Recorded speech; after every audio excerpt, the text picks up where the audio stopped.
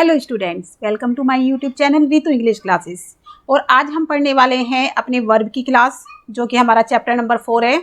इससे पहले हम ऑलरेडी 3 अपने चैप्टर कंप्लीट कर चुके हैं, नाउन, प्रोनाउन एंड एडजेक्टिव।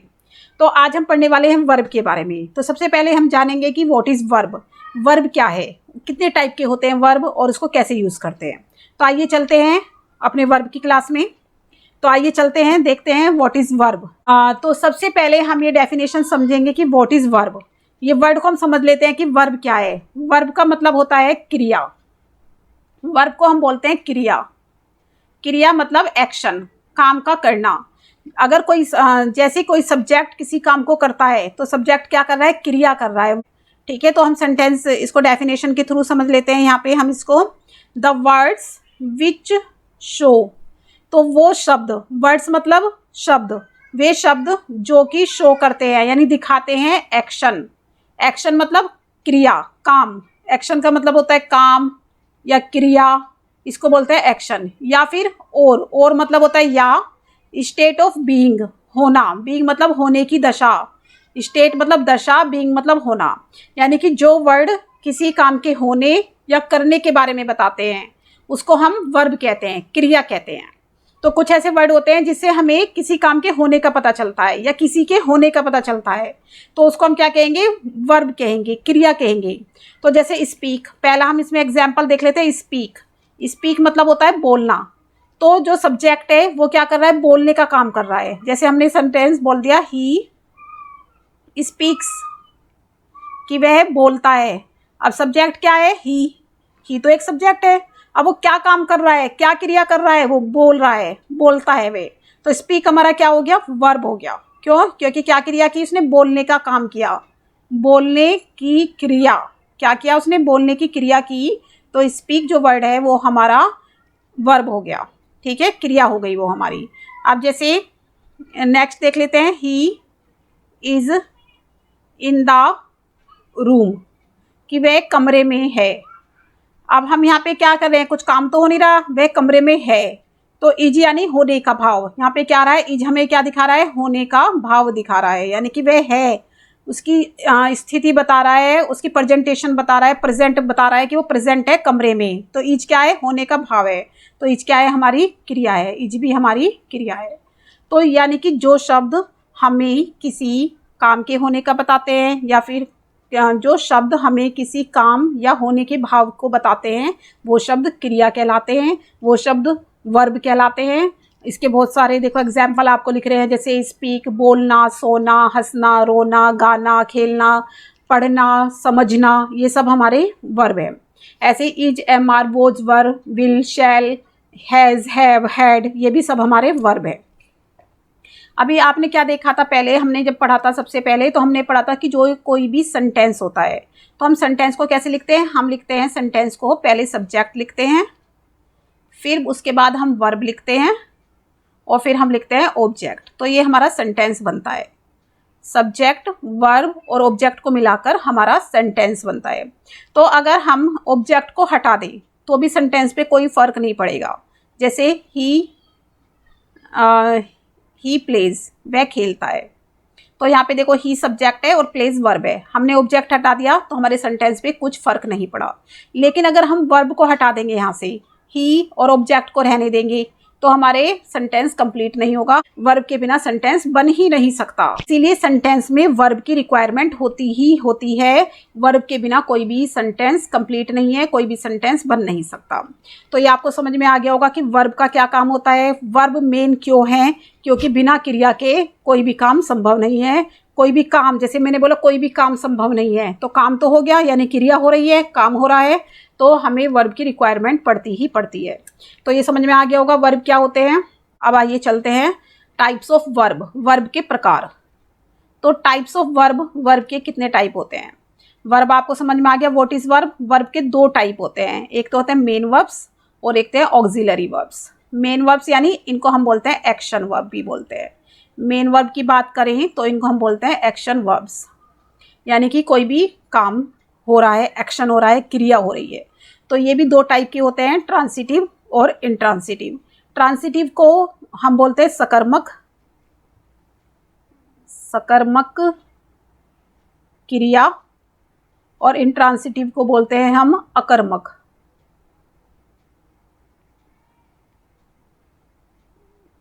अकर्मक क्रिया। तो ये दो टाइप के होते हैं मेन वर्ब हमारे। ऐसे ही हमारे ऑक्सिलरी जो वर्ब होते हैं वे भी दो टाइप के होते हैं, प्राइमरी और दूसरा होता है मोडाल। जो ऑक्सिलरी वर्ब होते हैं इनको हम हेल्पिंग वर्ब भी कहते हैं। क्या कहते हैं? हेल्पिंग वर्ब, यानी कि सहायक क्रियाएं। सहायक क्रियाएं, क्योंकि ये हेल्प करती हैं मेन वर्ब को, इसलिए इनको सहायक क्रिया कहते हैं। और ये दो टाइप की होती हैं ये भी, प्राइमरी और मोडाल। प्राइमरी का मतलब होता है प्राथमिक, और इसका मतलब होता है रूपात्मक। इसके बारे में हम अभी आगे समझेंगे क्या होता है ये। तो अभी सिर्फ हमने ये देख लिया है, हिंदी में इनको हमने समझ लिया है, आगे हम इनको डेफिनेशन के थ्रू समझते हैं। सबसे पहले बात करेंगे मेन वर्ब की। मेन वर्ब का मतलब होता है एक्शन वर्ड। जैसे कि अभी मैंने आपको बताया है, एक्शन वर्ड जो होते हैं वो हमारे मेन वर्ब होते हैं, एक्शन वर्ड्स जिनमें हम काम करते हैं, कोई क्रिया दिखाते हैं अपना। जैसे कि सोना, हंसना, रोना, खाना, पीना, ये सब हमारे एक्शन वर्ड है, डिस्क्रिप्टिव वर्ड है ये हमारे। तो दोज वर्ब्स, तो पहले इसकी डेफिनेशन समझ लेते हैं। Those verbs that express an action, जो वर्ब हमें एक्सप्रेस करते हैं किसी एक्शन के बारे में, किसी अकरेंस के बारे में, यानी कि किसी का होना, और स्टेट ऑफ बीइंग के बारे में, तो उनको हम कहते हैं main verb. And those which have, और जिनके पास वर्ब की फर्स्ट फॉर्म, वर्ब की सेकंड फॉर्म, वर्ब की थर्ड फॉर्म, आईएनजी फॉर्म, या फिर जिनमें हम एस या ईएस फॉर्म लगाते हैं, उन सबको हम मेन वर्ब कहते हैं। तो जैसे हम यहाँ पे एक एग्जाम्पल देख लेते हैं। जैसे हमने लिखा यहाँ पे प्ले। प्ले है हमारा, प्ले मतलब होता है खेलना। तो खेलने की क्रिया हो रही है यहाँ पर, खेलने की क्रिया को दर्शा रहा है प्ले वर्ड, यानी ये बता रहा है कि खेलते हैं। प्ले मतलब खेलना होता है। तो यहाँ पे एक्शन को एक्सप्रेस कर रहे हैं, ठीक है। तो ये हमारा मेन वर्ब होगा। जैसे हमने सेंटेंस बनाया, आई प्ले, मैं खेलता हूँ, तो ये क्या हो गया हमारा, खेलने का काम हो रहा है, तो ये मेन वर्ब हो गया। अब जैसे मैंने लिखा आई प्लेड, तो यहाँ पे क्या हो गया, मैंने खेला। तो आई प्ले हमारा वर्ब की फर्स्ट फॉर्म के रूप में आएगा, वर्ब की फर्स्ट फॉर्म होगी ये हमारी, ये हमारे वर्ब की फर्स्ट फॉर्म होगी। और दूसरा है हमारा आई प्लेड, ये हमारे वर्ब की सेकंड फॉर्म होगी। प्लेड वर्ब की सेकंड फॉर्म होती है, प्लेड। और आई हैव प्लेड, तो हैव प्लेड हमारे वर्ब की थर्ड फॉर्म होती है। हैव प्लेड नहीं, प्लेड, अगर हैज हैव के साथ आए हमारा प्लेड, तो ये वर्ब की थर्ड फॉर्म होती है, वर्ब की थर्ड फॉर्म होती है। अगर हम बात करें प्लेइंग, प्लेइंग, तो ये होती है जैसे I am playing, I am playing की बात करें तो ये आईएनजी फॉर्म है, आईएनजी फॉर्म। अगर हम बात करें ही, अगर हम बात करें ही प्लेज, तो यहाँ पर हमारा एस या ईएस फॉर्म हो गई है। तो यहाँ पे हमने क्या देखा, अलग अलग फॉर्म देखी हमने। अब अकॉर्डिंग टू सब्जेक्ट, जिस तरह का हमारा सब्जेक्ट होगा, जिस तरह का हमारा टेंस होगा, अकॉर्डिंग टू काल, मतलब कि किस काल में बात हो रही है, प्रेजेंट काल में बात हो रही है, या फिर पास्ट में बात हो रही है, या फिर फ्यूचर में बात हो रही है, तो उसी के अकॉर्डिंग हम मेन वर्ब को यूज़ करते हैं। तो यहाँ पे जैसे प्ले, आई प्ले, हमने देखा कि यहाँ पे लिखा है आई प्ले, तो वर्ब की फर्स्ट फॉर्म का यूज़ हो रहा है, तो यानी कि ये प्रेजेंट की बात हो रही है, प्रेजेंट फॉर्म की बात हो रही है इसकी। और प्लेड यानी कि पास्ट का यूज़ हो रहा है, मैंने खेला, तो यहाँ पे इसकी पास्ट की बात हो रही है, ठीक है, पास्ट फॉर्म की बात हो रही है। तो जैसे आई हैव प्लेड लिखा है यहाँ पे, तो यहाँ पे पार्टिसिपल, ये पार्टिसिपल फॉर्म है, पास्ट पार्टिसिपल। तो यहाँ पे हमने देखा कि according to subject, according to tense, जैसे प्रेजेंट, पास्ट, फ्यूचर, हमारा जो मेन वर्ब है वो चेंज होता रहता है। मेन वर्ब, जो मेन वर्ब होता है वो सेम एक जैसा नहीं होता, वो अकॉर्डिंग टू टेंस चेंज होता है। तो अभी हम देख लेते हैं नेक्स्ट, ट्रांसिटिव। अभी हमने देखा था कि जो मेन वर्ब होते हैं वो दो टाइप के होते हैं, एक तो होते हैं ट्रांसिटिव और एक होते हैं इंट्रांसिटिव। तो जो ट्रांसिटिव होते हैं इनको हम बोलते हैं सकर्मक, इनको बोलते हैं हम सकर्मक क्रियाएं, सकर्मक क्रियाएं, ठीक है। तो इफ अ वर्ब, अगर एक वर्ब रिक्वायर्स एन ऑब्जेक्ट, यानी कि किसी वर्ब को ऑब्जेक्ट की रिक्वायरमेंट है, यानी कि अगर वर्ब के साथ ऑब्जेक्ट आता है वर्ब के बाद तो हम उसको ट्रांसिटिव वर्ब कहते हैं। सकर्मक का मतलब है कि कर्म के साथ। अगर कर्म मतलब ऑब्जेक्ट, अगर हमें किसी भी सेंटेंस में ऑब्जेक्ट की रिक्वायरमेंट है तो वो जो हमारी वर्ब होगी वो ट्रांसिटिव वर्ब होगी। इसको हम एक सेंटेंस के थ्रू समझ लेते हैं, जैसे he plays football, he plays football. अब वह खेलता है फुटबॉल, तो ही हमारा क्या है यहाँ पर, सब्जेक्ट, प्लेज हमारा वर्ब है यहाँ पर, और फुटबॉल हमारा ऑब्जेक्ट है। तो यहाँ पे देखो इस वाले सेंटेंस को, वह खेलता है, तो यहाँ पे एक क्वेश्चन अराइज होगा कि वह क्या खेलता है। अगर हमें क्या और किसको लगा के आंसर मिलता है तो वो हमारे ट्रांसिटिव वर्ड होते हैं। क्या या फिर किसको, क्या या किसको, क्या या फिर किसको लगा के अगर हमें आंसर मिले तो वो हमारा ट्रांसिटिव वर्ड होगा। तो जैसे वह खेलता है तो हमें क्वेश्चन बन रहा है यहाँ पे क्या खेलता है, तो आंसर आ गया फुटबॉल खेलता है। तो हमें इस सेंटेंस में ऑब्जेक्ट की रिक्वायरमेंट है, अदरवाइज ये सब्जेक्ट का हमारा मतलब ये सेंटेंस हमारा कंप्लीट नहीं हो रहा। अगर हम देखें वह खेलता है तो ये अपने आप में एक पूरा सेंटेंस है, बट अगर हम यहाँ पे पूछे कि क्या खेलता है तो हमें आंसर नहीं मिलेगा। अगर हम यहाँ बोल दें कि वह फुटबॉल खेलता है, फुटबॉल हमें आंसर मिल गया, या वह क्रिकेट खेलता है, या फिर वो बैडमिंटन खेलता है, तो यहाँ पे जो ही ने अपना जो एक्शन था वो पास ओवर कर दिया ऑब्जेक्ट को। तो यहाँ पे क्या होता है कि जो सब्जेक्ट होता है अपनी जो क्रिया होती है, अपना जो एक्शन होता है वो ऑब्जेक्ट के ऊपर पास ओवर कर देता है। तो यहाँ पे क्वेश्चन हमारा क्या बन जाता है कि वह क्या खेलता है। अगर हमें आंसर मिल जाए तो वो सकर्मक क्रिया है, अगर हमें आंसर नहीं मिलता तो वो इंट्रांसिटिव यानी अकर्मक क्रिया है।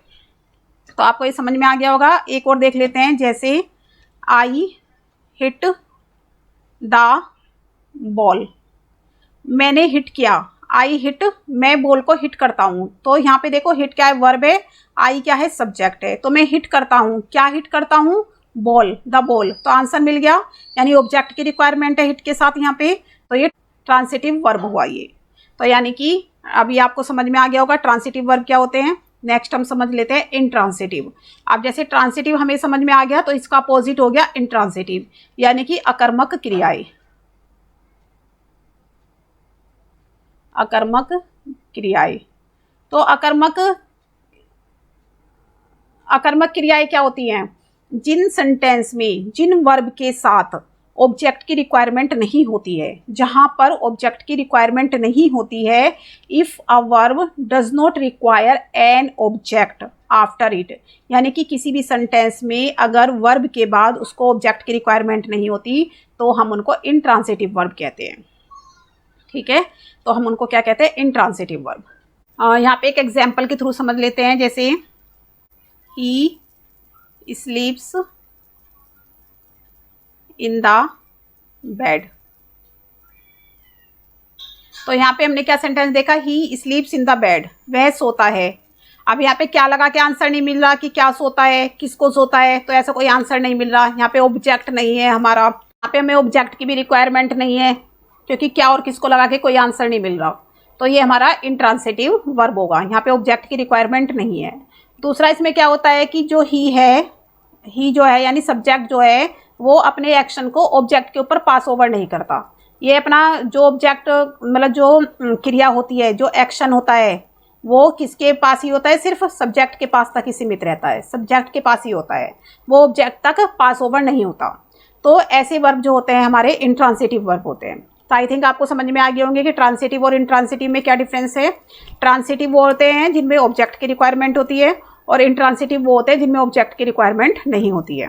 तो नेक्स्ट चलते हैं अपने ऑक्सिलरी वर्ब। जैसे मैंने आपको बताया था कि जो वर्ब होते हैं मेन दो टाइप के होते हैं, मेन वर्ब और ऑक्सिलरी वर्ब। और मेन वर्ब के दोनों टाइप्स हमने पढ़ लिए, ट्रांसिटिव और इंट्रांसिटिव। अब बात करेंगे हम ऑक्सिलरी वर्ब के बारे में। ऑक्सिलरी का मतलब होता है हेल्पिंग, हेल्पिंग वर्ब। इनको हम हेल्पिंग वर्ब भी कहते हैं, या फिर हम इनको बोलते हैं सहायक क्रियाएं। सहायक क्रिया, सहायक क्रिया यानी कि जो हेल्प करती है। तो देखो दे आर यूज्ड, इनको यूज़ किया जाता है in addition to other verbs, यानी कि किसी दूसरे वर्ब के साथ जोड़कर। तो इसीलिए इनको हेल्पिंग कहते हैं, क्योंकि दूसरे वर्ब की हेल्प कर रही होती हैं, इसलिए इनको हेल्पिंग वर्ब कहते हैं। ठीक है। अब जो ये ऑक्सिलरी वर्ब होते हैं, ये क्या होते हैं, ये दूसरी क्रियाओं के साथ मिलके सेंटेंस में दूसरी क्रियाओं के साथ मिलकर टेंस को बनाने में हेल्प करती हैं। और साथ में ये क्या करती हैं, जैसे कि इनको हम हेल्पिंग वर्ब की तरह भी यूज कर सकते हैं और इनको मेन वर्ब की तरह भी यूज कर सकते हैं। और ये जो होती है ये 3 टाइप की होती हैं। तो नंबर 1 तो होते हैं ये टू बी, और नंबर 2 पे आते हैं यहाँ पे टू हैव, और नंबर 3 पे आते हैं हमारे टू डू। तो जो ये टू बी वाले होते हैं, इनके जो एग्जाम्पल होते हैं, जैसे आपके हो गया इज, एम, आर, वॉज, वर, और आपका बी, बीइंग, एंड आपका हो गया बीन। तो ऐसे यहाँ पे ये क्या हो गया, ये तो हो गई टू बी यानी कि होना। टू बी का मतलब होता है होना, होने का भाव दिखाती हैं। और हैव जो होती है, हैव में आपकी आ जाती है टू हैव में has, have, had, has, have, had, और हैविंग। ये आपकी आती है टू हैव। और तीसरी आती है टू डू जो है करने का भाव दिखाती है। तो आपके हो गया डू, डज, एंड यहाँ पे आ गया डूइंग और डन। तो जो हमारी प्राइमरी ऑक्सिलरी वर्ब हैं वो 3 टाइप की होती हैं, टू बी, टू हैव और टू डू। तो ये सब हमारी क्या होती हैं, सहायक क्रियाएं होती हैं। ऑक्सिलरी जो वर्ब होता है टू बी के रूप में, हम इनको इज एम आर के साथ देख सकते हैं। जैसे एग्जाम्पल के थ्रू इज टू बी वाला हम देख लेते हैं, एग्जाम्पल के थ्रू इसको समझ लेते हैं। जैसे she is swimming, she is swimming in the pool.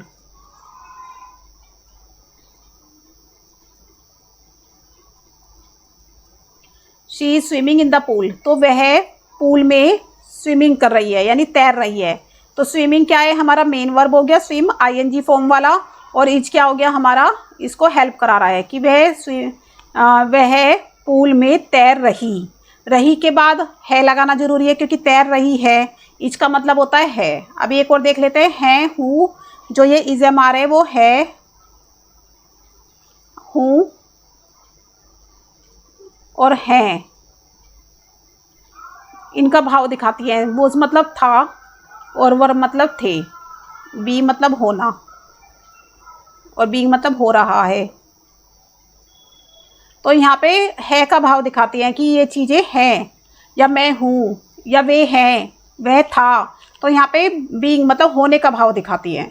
तो यहाँ पे वह पूल में तैर रही। अब तैर रही के बाद हमारा सेंटेंस कंप्लीट नहीं हुआ, इसको और एक छोटे से हेल्पिंग वर्ब की ज़रूरत है। तैर रही है का आएगा, तो है क्या हो गया हमारा, इज हो गया। जैसे एक और सेंटेंस देख लेते हैं, आई एम कटिंग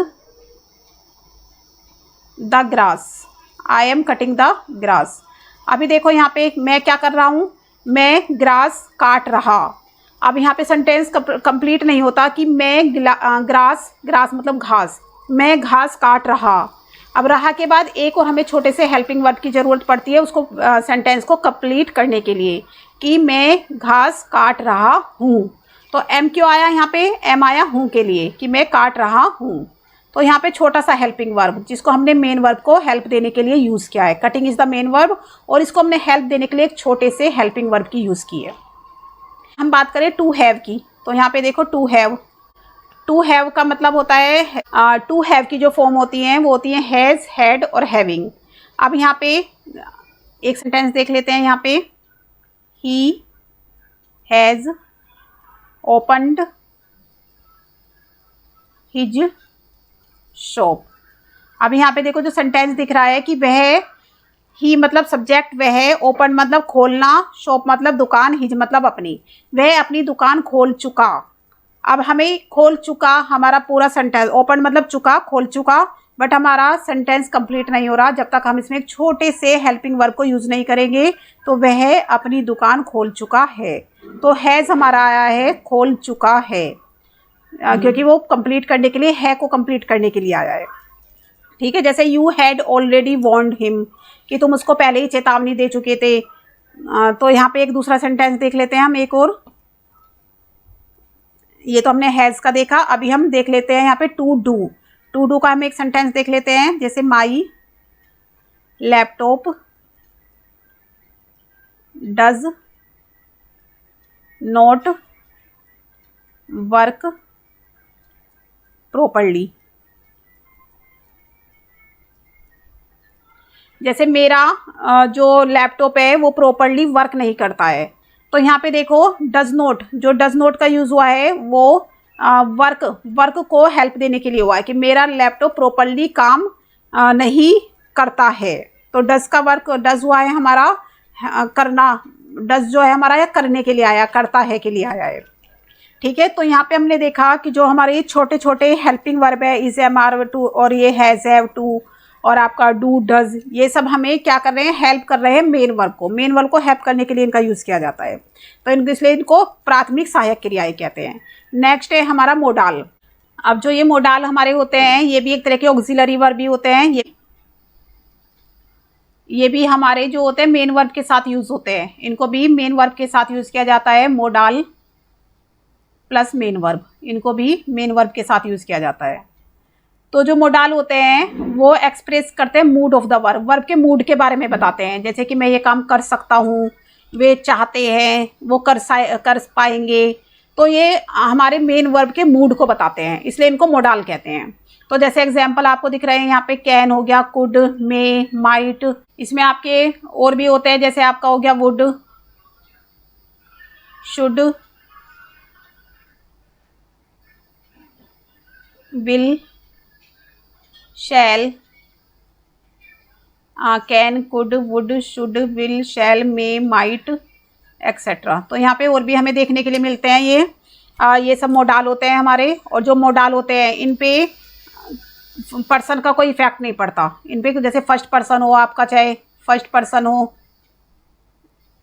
या फिर सेकंड पर्सन हो या थर्ड पर्सन हो, तो ये कभी चेंज नहीं होते। First person, second person, third person सबके साथ एक से रहते हैं। जैसे आई कैन, जैसे सेंटेंस है आई कैन डू इट, मैं ये कर सकता हूँ, या फिर he can do it, he can do it, या फिर they can do it, they can do it. तो यहाँ पे क्या होता है कि कोई भी पर्सन हम लगा लें, चाहे फर्स्ट पर्सन लगा लें, चाहे हम यहाँ पे थर्ड पर्सन लगा लें, या फिर हम यहाँ पे यू लगा लें, second person, you can do it, तो यहाँ पे ये चेंज नहीं होते, हमेशा एक जैसे ही बने रहते हैं। अगर हम देखो कैन, कैन सब में हमारा कैन का यूज़ हो रहा है, तो हम यहाँ पे सबसे बड़ी बात हमारी ये है कि चाहे हम यहाँ पे कोई भी पर्सन का यूज़ कर लें, तो जो मोडाल होते हैं वो चेंज नहीं होते। अगर हमें कैन लगाना है तो वो कैन का यूज़ होगा, इवन चाहे हम कोई से भी पर्सन का यूज़ कर रहे हो। पहली थिंग तो ये आती है। और मोडाल के साथ हमेशा वर्ब की फर्स्ट फॉर्म का यूज़ होता है, ये और ध्यान रखना है आपको। कोई भी मोडाल गिवन हो आपको, जैसे कैन हो, कुड, मे, माइट, कोई भी हो, तो उसके साथ हमेशा वर्ब की फर्स्ट फॉर्म आएगी, वर्ब की फर्स्ट फॉर्म का यूज़ होगा। ये बात बहुत ध्यान रखनी है, कभी भी सेकेंड और थर्ड फॉर्म का यूज़ नहीं होता है, वर्ब की फर्स्ट फॉर्म का यूज़ होता है। तो ये पॉइंट आपको मेन याद रखना है। दूसरा ये याद रखना है कि कोई भी पर्सन हो उसके साथ मोडाल चेंज नहीं होगा, चाहे कोई भी सब्जेक्ट हो, तो उससे कुछ फ़र्क नहीं पड़ेगा, मोडाल के ऊपर वो अनचेंज ही रहेगा। और अभी हम यहाँ पे देख लेते हैं कि कुछ ऐसे मोडाल होते हैं, जैसे कि हमारा मोडाल है नीड, या फिर डेयर और यूज्ड। जो तीन हमारा दे रखा है, नीड, डेयर और यूज्ड, इनको हम मेन वर्ब की तरह यूज़ करते हैं। किसकी तरह यूज़ करते हैं? मेन वर्ब की। इनको मेन वर्ब के साथ यूज़ नहीं करेंगे, इनको मेन वर्ब के रूप में ही यूज़ करेंगे, मेन वर्ब की तरह ही यूज़ करेंगे, इसलिए इनको हम बोलते हैं मार्जिनल, मार्जिनल मोडाल, इनको हम बोलते हैं मार्जिनल मोडाल्स। तो इसलिए इनका दूसरा यहाँ पे नाम हो गया मार्जिनल मोडाल, क्योंकि हम इनको मेन वर्ब की तरह यूज़ करते हैं, नीड, डेयर और यूज्ड। ये आपको ध्यान में रखनी है ये वाली बात कि नीड, डेयर, यूज्ड को हम किसी भी हेल्पिंग वर्ब की तरह यूज़ नहीं करेंगे, इनको हम किसकी तरह यूज़ करेंगे? हम इनको मेन वर्ब की तरह यूज़ करेंगे। और तीसरी बात क्या है यहाँ पर, जो हमारा ओट, ओट एंड यूज्ड, इनके बाद, इन दोनों के बाद हमेशा टू का यूज़ होता है, टू लगाते हैं हम, जैसे ओट टू, यूज्ड टू, तो इनके बाद हमेशा टू लगाएंगे। तो ये भी आपको बात ध्यान में रखनी है कि ought to और used to का यूज़ होता है। नीड के साथ हम नोट लगा सकते हैं, नीड नोट वो हम लगा सकते हैं अगर रिक्वायरमेंट है सेंटेंस के अंदर। तो अभी सिर्फ मैं यहाँ पे इतना ही बताऊंगी आपको, क्योंकि इनके जो यूजेस हैं कैन, कुड, मे, माइट, इन सब के यूज को हम आगे अपनी आगे आने वाली वीडियो में पढ़ेंगे। आज सिर्फ हमें इतना ही समझना था। पहले तो हमने वर्ब की डेफिनेशन को समझा, फिर वर्ब के टाइप को समझा। वर्ब की डेफिनेशन हमने समझी, वर्ब के टाइप समझे कि वर्ब दो टाइप के होते हैं, मेन वर्ब और ऑक्सिलरी वर्ब। फिर हमने देखा कि मेन वर्ब भी दो टाइप के होते हैं, ट्रांसिटिव और इंट्रांसिटिव। उसके बाद हमने देखा कि जो ऑक्सिलरी वर्ब है वो भी दो टाइप के होते हैं, प्राइमरी और मोडाल। मोडाल में हमने एक और समझा मार्जिनल मोडाल क्या होते हैं। तो नीड, डेयर और यूज्ड ये हमें मार्जिनल मोडाल कहते हैं, क्योंकि हम इनको किसी भी दूसरे मेन वर्ब के साथ यूज नहीं करते, हम इनको as a main verb use करते हैं। तो आज सिर्फ हम इतना ही पढ़ेंगे। आई होप आपको मेरी वीडियो ये अच्छी लगी होगी। अगर आपको ये मेरी वीडियो पसंद आई हो तो प्लीज़ आप मेरी वीडियो को लाइक करें, शेयर करें और मेरे चैनल को सब्सक्राइब करें। Thank you for watching this video.